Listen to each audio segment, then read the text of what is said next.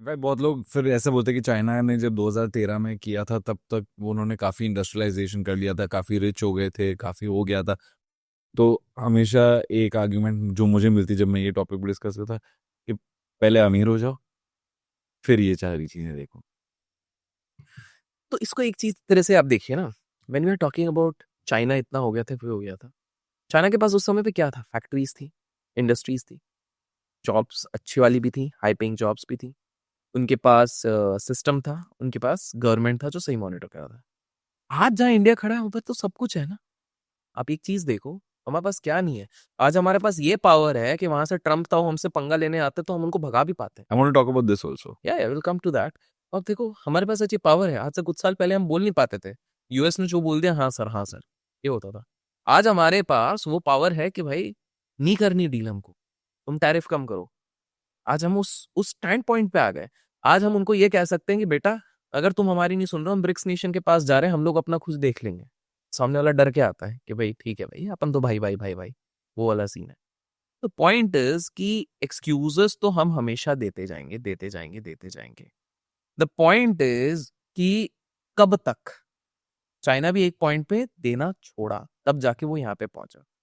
वरना एक्सक्यूजेस दे दे के तो हमारी दशा किसी और देश की जैसी हो गई। फॉर एग्जाम्पल मैं आपको बताऊं, 1965-66 में एक देश था, उसका जीडीपी ना 13.5% से बढ़ रहा था।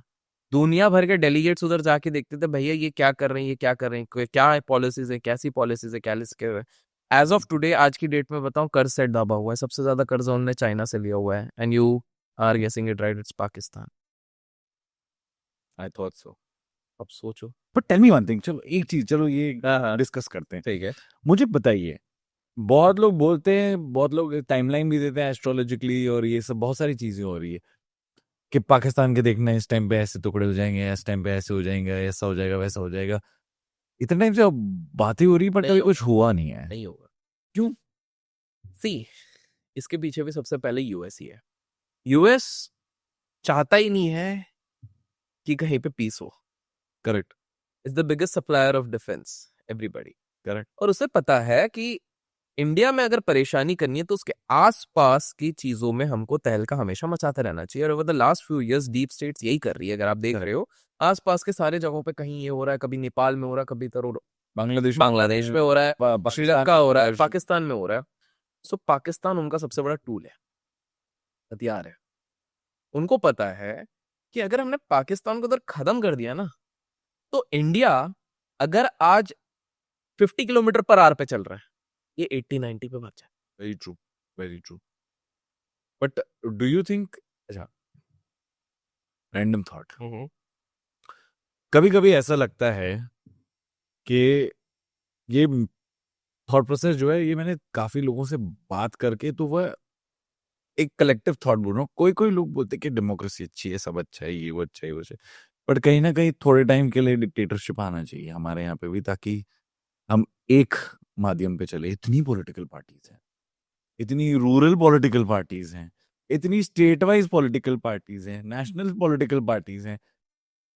तो आई हम थिंक हर जगह से फैले हुए हैं। इसका आंसर आप देखो ना, क्योंकि डेवलपमेंट के सही अंश वहीं से दिखते हैं। आप शिमला तरफ पे जाओगे, शिमला के रोड्स देखो कितने सही है ना, उस तरफ के। They were made during the colonial era, Britishers के टाइम पे। But at the same time you look around roads across wherever you want to go in a country, except Kerala. except Kerala. Ah, Kerala is a communist. yes, yes. So you see, you're already seeing the difference. It's clean, Absolutely. मतलब cleaner then what you would see. हाँ, yeah. The roads are great, greenery है, सांस अच्छी है वहां पे, तो लोग फुल्ली एजुकेटेड है। so this is the point कि वो जो मास्टर जी पहले एक लठ मारते थे ना, we are use to that kind of system. थोड़ा सा चाहिए, let's face this thing up. But point is कि हमारे देश का दुर्भाग्य ये है कि जो सीरियस मुद्दे हैं उनको मजाक में लिया जा रहा है, और मजाक को सीरियस में लिया जा रहा है, और फिर शो बंद हो जाते हैं। तो the point is there are certain things which need to be. तो जो आप कह रहे हो कि हाँ, थोड़ा सा क्या ऑटोक्रेसी होना चाहिए, बिल्कुल। We both will also feel unjust कि यार क्या हो रहा है। बट ठीक है, थोड़ा अनकंफर्टेबल होता है ना, तभी ग्रोथ होता है। आप जब जिम जाते हो, अनकंफर्टेबल होता है, तभी तो आपकी मसल बनती है। करेक्ट। सेम चीज है, जब तक अनकंफर्टेबल, हम अपने कंफर्ट जोन के बाहर नहीं निकलेंगे, तब तक वो चीज होगी। Anyway, coming back to here, जो एक सोच है जो हम बोल रहे हैं कि बिकॉज यूएस का जो डेट बॉम्ब है, देखो यूएस प्रिंट करते जाता है पैसे, वो कभी भी नहीं रुकेगा. They've printed अनाप शनाप मनी. 1971 में डॉलर को गोल्ड से पेगिंग हटा दिया. हाँ वही debt bomb, correct. I am saying dollar को गोल्ड से पेग करना बंद कर दिया. ये बोला कि भाई अगर दुनिया आगे पैसे मांगे इसके बाद से, ठीक है, दुनिया आके बोलेगा कि ये लो डॉलर हमें गोल्ड दो, तो वो तो है ही नहीं उनके पास. बिल्कुल. बट वो प्रिंट करे जा रहे हैं क्योंकि डेट बॉन्ड्स हैं, ये फेडरल बॉन्ड्स हैं, 50 चीजें. ठीक है. आई एम सेइंग कहीं ना कहीं तो ये फटेगा. नहीं फटेगा. मैं बता दूं क्यों. लोग बोलते हैं कि US is on a downfall, US might not be the sole. See, ये फटने वाले के चक्कर में ही डोनाल्ड ट्रम्प इतने हिले हुए हैं. बेसिकली वो क्या कर रहे हैं आप देखो, उनने जब ये टैरिफ वाली चीज भी चालू करी, ठीक है, ही सेड कि भैया फिस्कल जो है इंडिया के साथ 2018 में 20-21 बिलियन डॉलर का था, अब अचानक से 40 बिलियन डॉलर का हो गया, 40 बिलियन डॉलर का. I need to do something. Because उसका अर्थ क्या हो रहा था कि वो हमारे कंट्री के लिए एडवांटेजेस है और उनके लिए डिसएडवांटेज हो रहा है कि भैया इंडिया हमसे खरीद कम रहा है, हमको बेच ज्यादा रहा है. करेक्ट. तो इसी चक्कर में वो हिल रहे हैं इस तरह से रिस्पेक्टिव कंट्रीज. तो देखो ना उन्होंने दादागिरी कैसे करी. डोनाल्ड ट्रंप ने सबसे पहले दादागिरी क्या करी, जब वो अपने टैरिफ्स लगा रहे थे, पहली बार जिसने रिटेलिएट करा उन्होंने पलट के उस पर ज्यादा लगा दिया, और जिसने नहीं किया उनको सीधे सीधे बोला एक काम करो, जैसे जापान ने भी किया और कुछ कुछ कंट्रीज ने किया है, तो भाई ये तुम इधर अपना इन्वेस्टमेंट कर लो, इतने साल का इन्वेस्टमेंट हमारे इधर लॉक इन कर लो, और उसके बाद ऑब्वियसली इन्वेस्टमेंट अगर आएगा, जॉब्स बनेगी, क्रिएशन होगा, काफी सारी चीजें, दैट्स गुड फॉर यूएस. एक और चीज देखिए, अपने आप को वॉर के लिए वो प्रूफ कर रहे हैं. जापान का अगर पैसा यूएस में लगा रहेगा, मान लो 2, 4, 5, 10, 15 जो भी है लगा वहां पे, अरबों अरबों रुपयों की बात कर रहे हैं, अगर लगा है तो ऑब्वियसली बात है कल को अगर वॉर की सिचुएशन में अमेरिका पहुंचता है, जापान किसका साइड लेगा. इसीलिए डोनाल्ड ट्रंप नोज कि हम एक बॉम्ब में है, तो वो इधर उधर करके भैया जो रायता फैला है, मैं किस तरह से इसको सही कर सकता हूँ, मैं अपने दिमाग से कर रहा हूँ. Plus he has his own vested interest, जो भी है वो हो गया. That is one.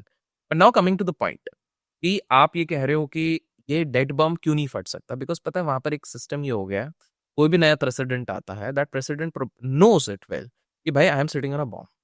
मेरे पास एक ऑप्शन है कि I come up with those policies which can actually come out of this thing, but that is going to take a huge dampen on me, जिसके चक्कर में मेरी सरकार ही हिल जाएगी, मेरे को वापस इलेक्ट नहीं किया जाएगा जिंदगी में कभी भी. तो मैं इसको क्यों करूं, मैं इसको और बढ़ावा देता हूँ. इट इज लाइक कचरा पड़ा हुआ है, अपन सब खिसकाए जा रहे हैं आगे, कोई उठा के उसको डस्टबिन में नहीं डालना चाहता है, क्योंकि भाई मैं उठा के जाने गया, किसी ने मुझे कुछ बोल दिया, किसी ने कुछ कर दिया. So that is how obviously it's a very big ticking bomb. When you say it's a ticking bomb, it is. चलता है करके they are actually pushing, printing notes, doing it, printing notes, doing it, printing notes, doing it. The problem would be, which I think Donald Trump as an industrialist is also seeing, he is also, see वो अपने तरफ पे थोड़ा बहुत सही भी है अपने तरफ से, क्योंकि वो अपने देश के हिसाब से सोच रहा है, अपनी कंपनीज, अपनी इंडस्ट्री के हिसाब से सोच रहा है.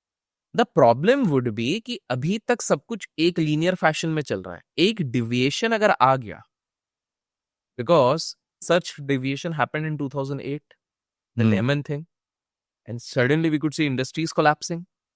AIG जैसी कंपनी हिलने लग गई थी कि भाई हमने इंश्योरेंस में इतना कुछ दिया हुआ है, कोलैटरल डेब्ट ऑब्लिगेशन का जो पूरा CDO का मामला चल रहा था, बियर स्टर्न्स हालत टाइट हो गई थी. Lehman Brothers biggest thing, such an old institution, किसी ने सोचा नहीं, खत्म. सो कहीं ना कहीं वो वाली सिचुएशन मैं कह रहा हूं आएगी. It's just that we can't time that. कब आएगी नहीं पता. people were saying in 24 also, 25 खत्म होने को आ गया, 26 नहीं, कब इतनी जल्दी नहीं आने वाली, नहीं आएगी. इट वुड, मेरा अगर देखो, we are also trying to make our assumptions, but it would be in a line of another 10-12 years. That is where. But tell me one thing, जो यूएस का जो एक सोलो सुपर पावर का जो एक है, वो माय बात करा है भाई, वही मैं वो आपसे वो आप ये देखो, रिच वो रहेगा, वो रिच रहेगा, वो डॉलर के टॉप 1-2 में रहेगा ही. Dollar strength over the years is declining.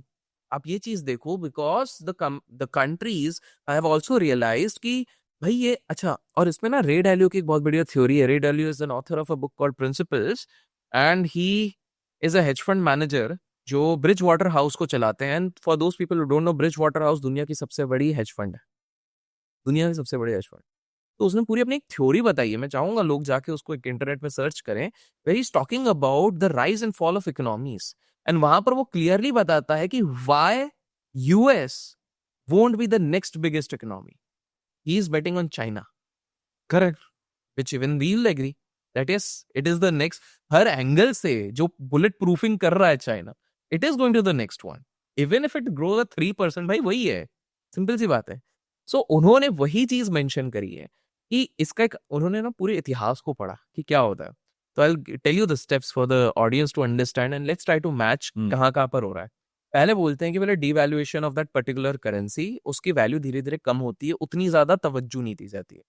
जब इन्होंने स्विफ्ट सैंक्शन लगाए थे रशिया यूक्रेन वॉर के टाइम पे रशिया पे, तो लोगों को लगा था रशिया तो तितर बितर हो जाएगा, but that was the first proof कि बॉस रूबल से भी वो संभाल रहा है, तुम्हारा इतना लोड नहीं है।